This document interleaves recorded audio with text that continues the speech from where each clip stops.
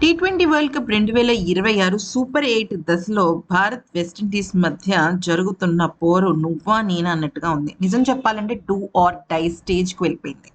ఎందుకనంటే మార్చి 1 తేదీన కోల్కతాలోని ఈడెన్ గార్డెన్స్ స్టేడియంలో జరగనున్న ఈ పోరు వర్చువల్ క్వార్టర్ ఫైనల్స్‌గా మారింది.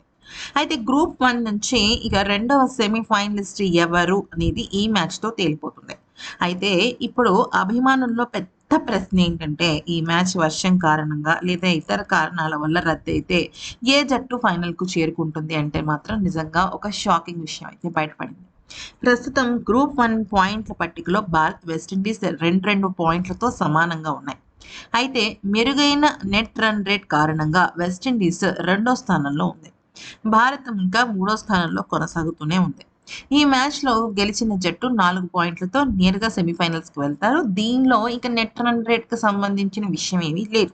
కానీ మ్యాచ్ వర్షం కారణంగా అయినా లేదా నో రిజల్ట్‌గా ముగిస్తే ఐసీసీ నిబంధనల ప్రకారం 2 జట్లకు ఒక్కొక్క పాయింట్ మాత్రమే కేటాయిస్తారు.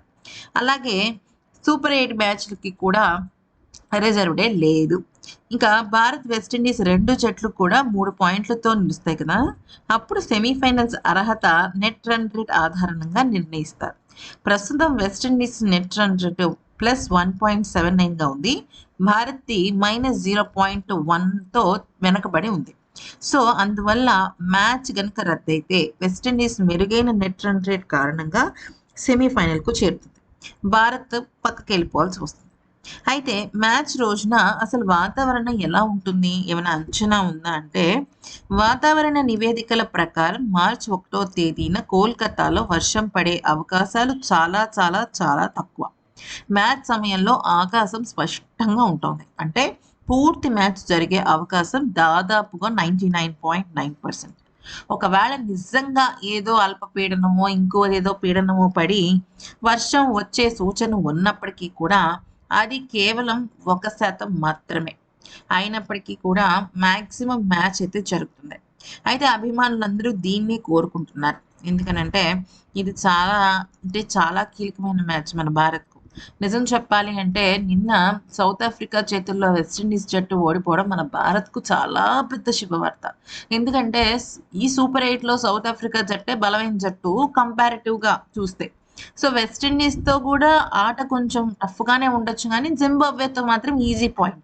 ఒకవేళ గనుక వెస్టిండీస్ జట్టు గనక సౌత్ ఆఫ్రికా మీద గెలిచినట్టయితే మాత్రం భారత్‌కు చాలా పెద్ద ఎదురు దెబ్బ తగిలేది. సో, ఆ పరంగా చూసుకున్నట్టయితే మాత్రం భారత్‌కు చాలా హ్యాపీ న్యూస్ అనే చెప్పుకోవాలి. ఎందుకంటే నిన్న మన భారత్ అటు గెలిచింది, ఇటు గెలిచింది. స్వదేశంలో జరుగుతున్న టీ20 వరల్డ్ కప్ సెమీఫైనల్స్‌కు టీమిండియా ఇక రాజమార్గంలోనే చేరాలని అభిమానులు కోరుకుంటున్నారు. అంటే ఇరు జట్ల రన్ రేట్లు, పంచాయితీ, వాళ్ళు ఓడిపోతారా? వీళ్ళు గెలుస్తారా? ఇలాంటివి ఏమీ లేకుండా నేరుగా విన్నింగ్ పాయింట్స్‌తోనే సెమీఫైనల్స్‌లోకి అడుగుపెట్టాలని ఆశపడుతున్నారు.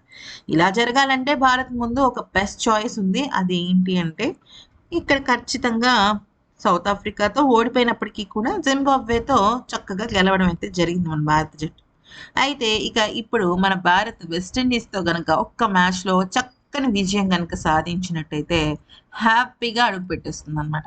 సో, ఇక అలాగా మన భారత్ రాచరికంగా వెళ్ళాలి అని చెప్పి కోరుకుంటున్నాను. ఈ వీడియో గనుక నచ్చితే like, share and subscribe. Thanks for watching.